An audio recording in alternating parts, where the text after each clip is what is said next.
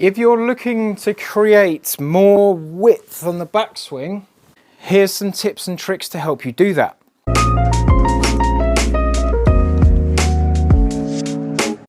Now the reason you might want to create more width is to, one, generate more speed.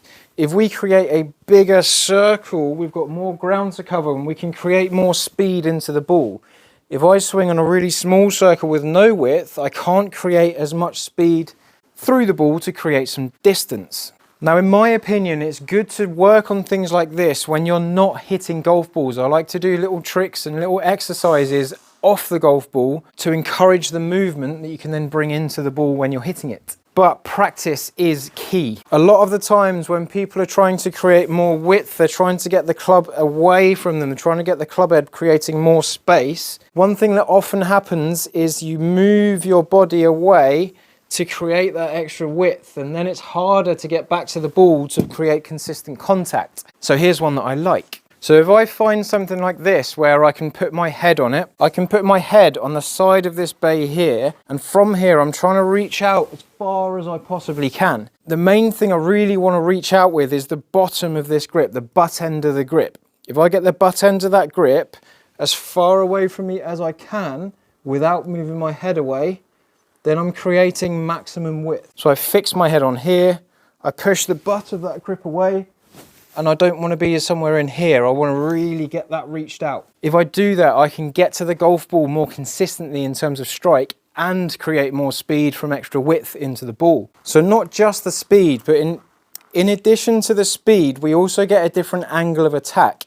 If I swing the club really close to me, the club goes down to the ball quite easily. If I create more width on the backswing, the club comes in shallower, so it comes along more along the floor. Now when we strike the ball really steep, you have to get the golf ball first and then the turf. If we catch the ground early coming in steep, then it can't be good because you're going to pick up all this dirt in between the ball and the face, and it can just change where that ball goes. If the club's coming in shallower, we sweep along the floor and make better contacts with the golf ball in general. It's more advanced players that I'd get hitting steeper if we're not getting enough spin and control into the greens. But you can also manipulate that spin and control into the greens with your golf ball choice. There are some balls that spin more than others. I'd rather have more consistent, more reliable ball striking from a shallower angle of attack and choose a golf ball that controls itself into the green better than others.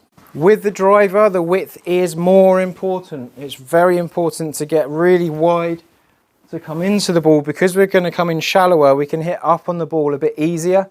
If we don't create any width with the driver, again, we slam down on it, and we don't want to do that with the driver because it really limits direction and distance. And you'll get a few more curve out to the right if you get too steep with the driver. So, head on the wall, reach out the bottom of the club as far as you can. It also helps with hinge, and then you get more hinge and you can create more release into the ball. If you reach out like this, you're not going to be able to get any extra speed from the hands. So that's why I like the butt of the grip to get out to then release in, because we get lots of extra dynamics from this extra width idea. So I reach out with the butt, gives me space to get into the ball. Reach. So another reason that I really want to stay with my head against the wall is because ball striking is a lot better. If we rotate and rotate back to the golf ball, we get to the same point. Rotate, rotate back, same point. If I try and reach out too far to get the extra width and stay there, I'm going to hit the ground early.